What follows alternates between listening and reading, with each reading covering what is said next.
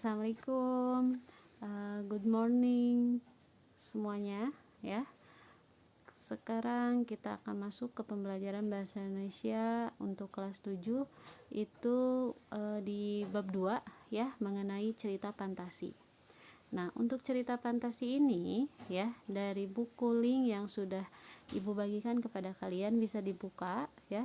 Dan di sini sebelum masuk ke apa sih itu cerita fantasi, kalian akan disuguhkan terlebih dahulu sepenggal cerita mengenai cerita fantasi. Dari cerita ini keseluruhan, setelah kalian membaca, itu akan mengerti apa sih yang disebut dengan cerita fantasi gitu ya. Dan nanti setelah Ibu memberikan materi, kalian boleh membaca dan merangkumnya ya. Nah, di sini juga ada selain tadi cerita yang ke-1, di sini juga ada kutipan novel cerita fantasi. Jadi cerita fantasi ini bukan hanya cerpen saja, tapi bisa berbentuk novel, bisa berbentuk bacaan yang lainnya gitu ya. Yang jelas cerita fantasi itu apa sih? Nah, gini, kita akan mengetahui cerita fantasi. Sebelum mengetahui cerita fantasi, kita harus mengetahui dulu apa sih cerita fantasi ini, termasuk ke teks apa sih. Nah, untuk cerita fantasi ini masuk ke teks narasi. Nah, di sini untuk teks narasi ya adalah teks yang ciri umum teks narasi dulu ya. Nah, di sini Ibu ini kan ya, kasih tanda ciri umum teks narasi dalam cerita fantasi apa aja sih. Nah, merupakan cerita fiksi. Kalau fiksi berarti ceritanya tidak nyata gitu ya. Dan untuk isinya itu berupa perkembangan kejadian atau peristiwa yang memiliki hukum ya, sebab akibat ya. Di sini Ibu memberikan sebuah hukum sebab akibat. Ini salah untuk ini ya. Bentar, Ibu hapus dulu ya. Jadi hukum sebab akibat ini bisa kalian ini kan ya.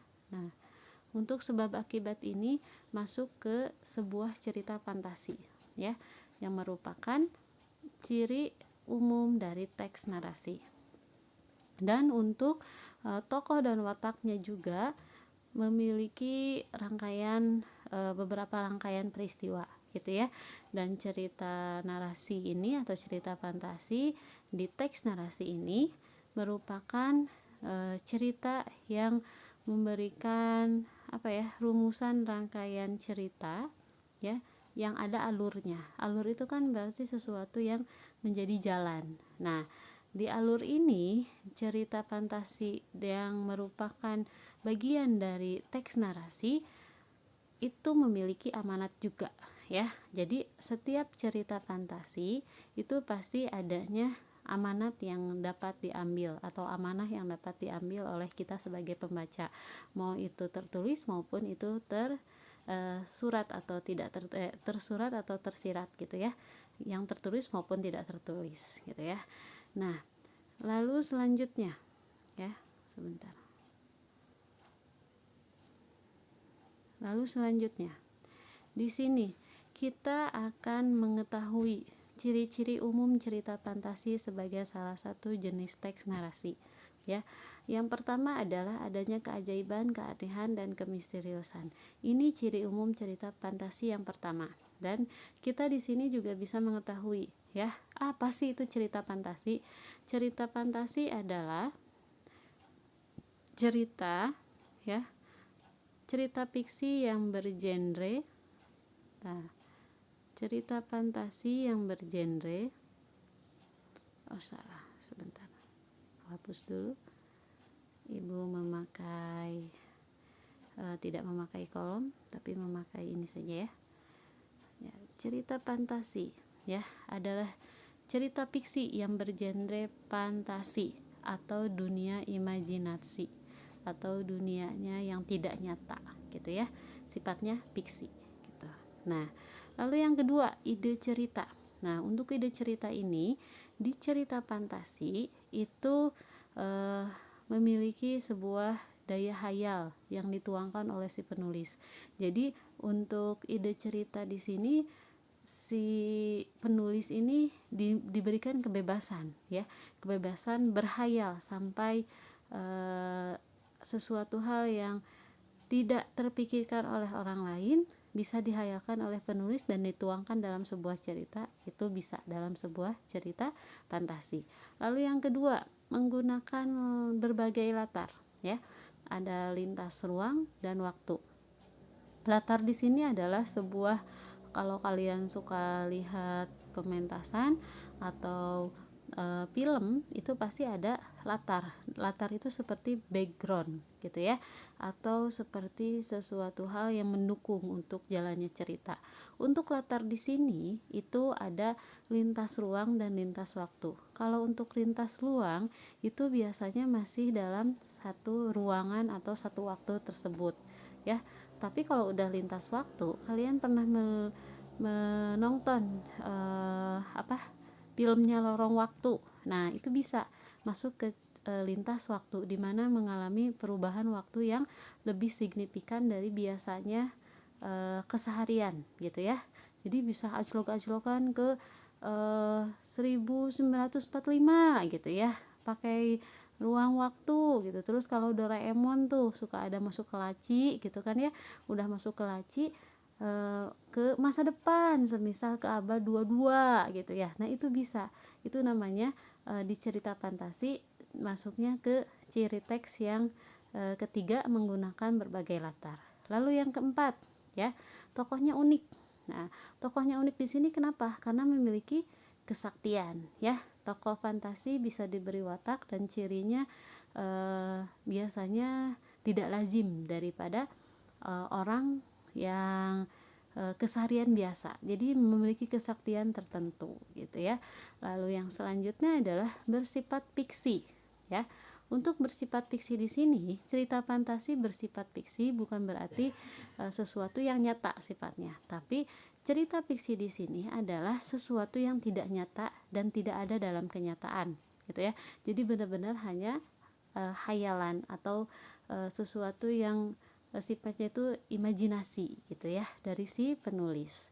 Selanjutnya yang terakhir adalah bahasa. Untuk bahasa di sini dalam teks cerita fantasi menggunakan sinonim dengan emosi yang kuat dan variasi kata yang cukup menonjol. Bahasa digunakan cukup relatif variatif ya, ekspresif dan menggunakan ragam percakapan. Jadi menggunakan bahasanya itu biasanya tidak formal, lebih ke bahasa sehari-hari gitu ya. Lalu selanjutnya mengidentifikasi cerita fantasi ya. Nah, untuk mengidentifikasi ada cerita fantasi total ya. Ini ada cerita fantasi irisan. Nah, apa sih yang disebut dengan cerita fantasi total dan apa yang disebut dengan cerita fantasi irisan? Nah, di sini kita akan membahas mengenai cerita fantasi, jenis fantasi cerita yang tadi sudah Ibu berikan ininya ya, tandanya. Nah, untuk jenis cerita fantasi, di sini ada fantasi jenis fantasi itu yang pertama jenis cerita fantasi total ya, berisi fantasi pengarang terhadap objek tertentu ya, dimana semua yang terdapat pada cerita semua tidak terjadi dalam dunia nyata.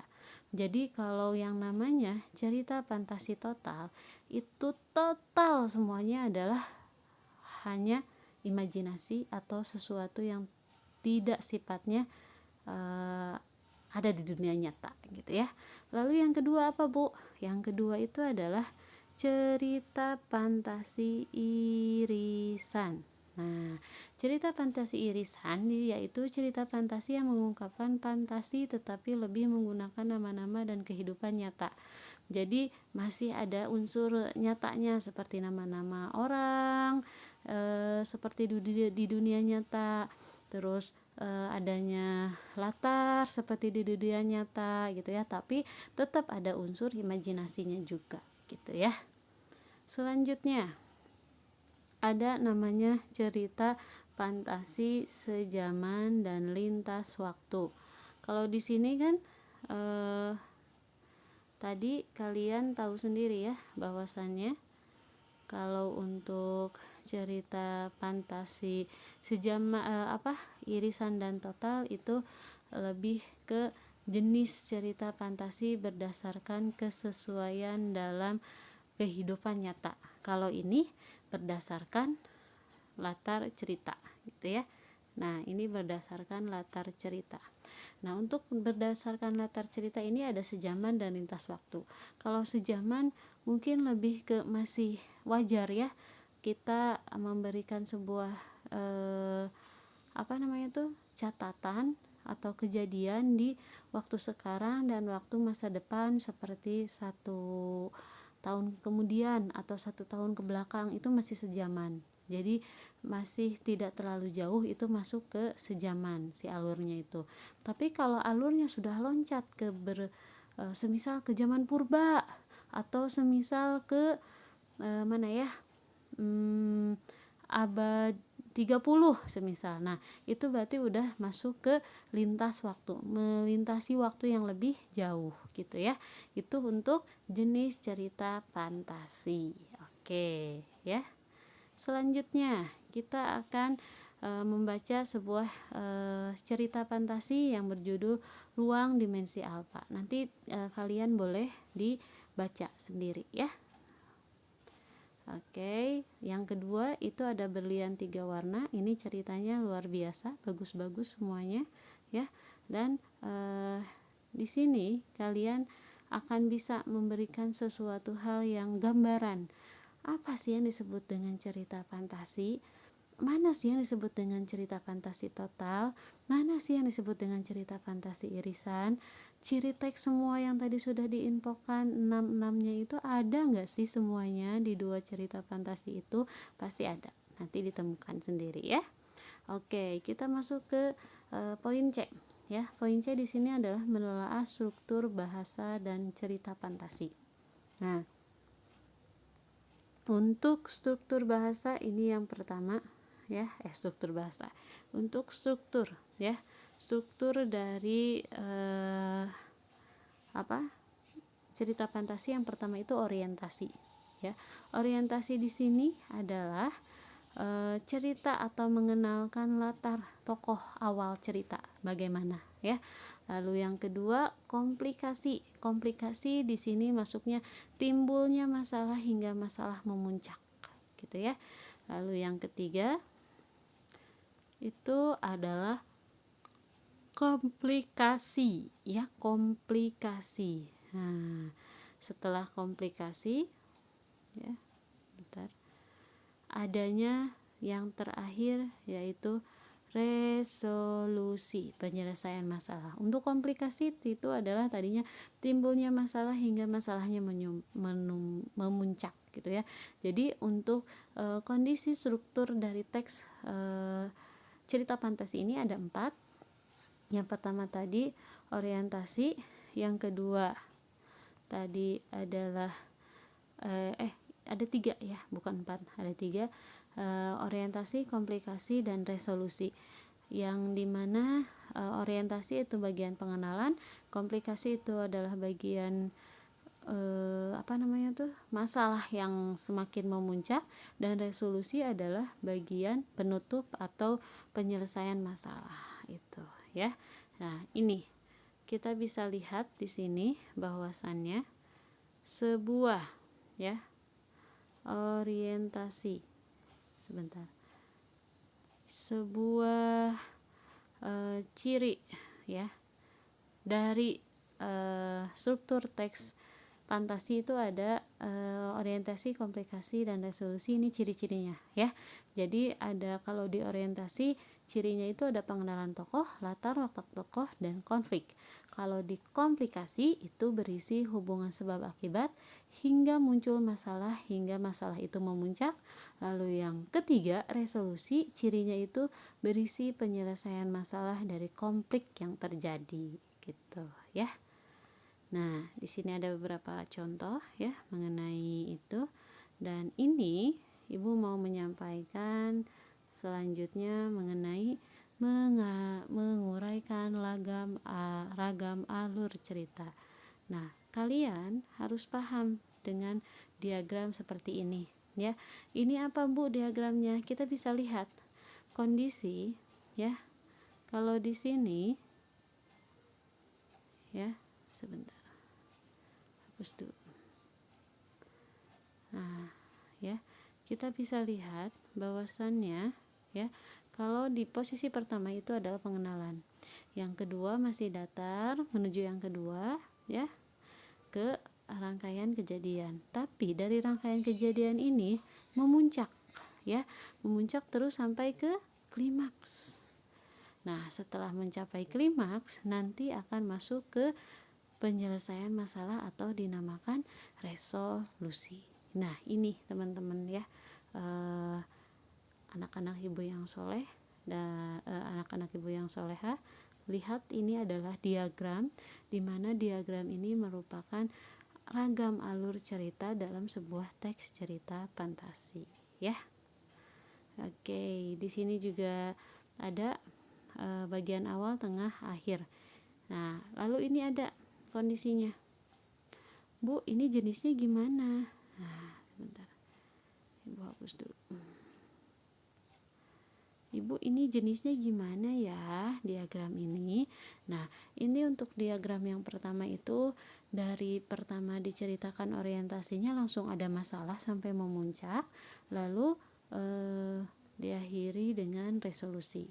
Lalu yang kedua gimana? Kalau yang kedua ini seperti tadi ya, pengenalan dulu, rangkaian cerita, lalu klimaks. Udah klimaks biasanya kalau kalian suka lihat sinetron ada kata bersambung.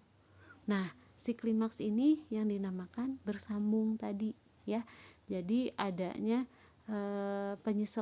penyelesaiannya itu di kemudian cerita atau di bab selanjutnya. Nah, itu biasanya adanya di sinetron-sinetron atau komik berseri atau novel berseri gitu ya. Ini biasanya ditemukan. Jadi pengenalan, rangkaian kejadian, klimaks, namun solusinya belum diadakan gitu ya.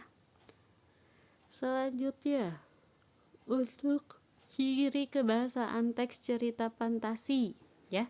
Untuk ciri kebahasaan pada cerita fantasi, di sini ada beberapa hal ya yang harus kalian pahami.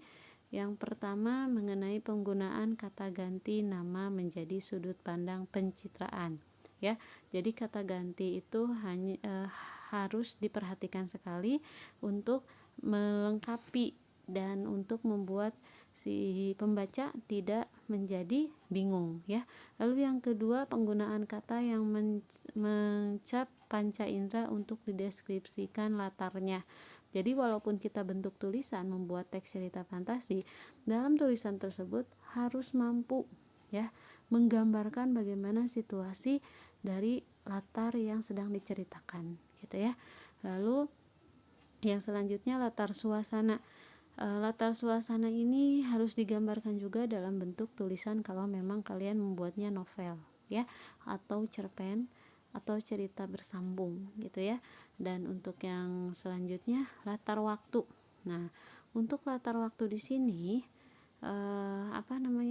kita harus paham latar waktu yang digunakan dalam cerita tersebut malamkah, siangkah gitu ya. Karena kalau semisal di cerita tersebut disebutkan bahwasanya bulan terang benderang dengan bintang yang begitu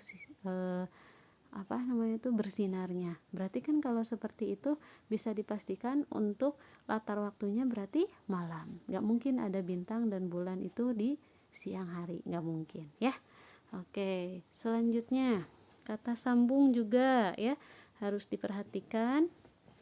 Dan selanjutnya lagi itu penyuntingan dari segi bahasa ya. Oke, mungkin itu dulu ya anak-anak ibu yang luar biasa ya. Setelah kalian membuat atau menerima sebuah cerita yang berisi cerita fantasi, itu kalian telaah ya, disatukan dengan tadi, benar nggak sih ini yang dinamakan cerita fantasi yang kata Ibu Upi gitu kan ya. Kalau memang benar, ada nggak sih di sini kondisinya itu seperti apa ya, seperti apa yang menjadi ciri gitu ya, ciri dari jenis-jenis teks cerita fantasi. Lalu masuk nggak ke strukturnya gitu ya, terus masuk nggak dari segi bahasanya gitu ya.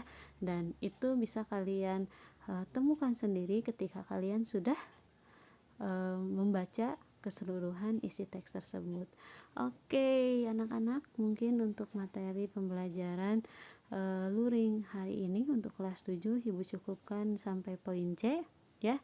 Jadi tugasnya hanya satu, nanti di rumah itu merangkum ya, merangkum poin dari poin 2 tadi sampai ke poin C gitu ya. Poin 2 itu berarti bab 2 ya.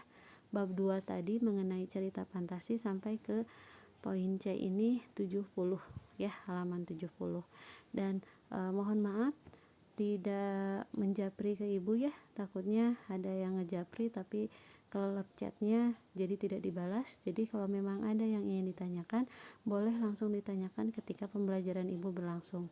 Tapi ketika pembelajaran ibu sudah tidak berlangsung, tidak diperkenankan untuk menanyakan ulang ketika ibu sudah tidak berada di kelas ya.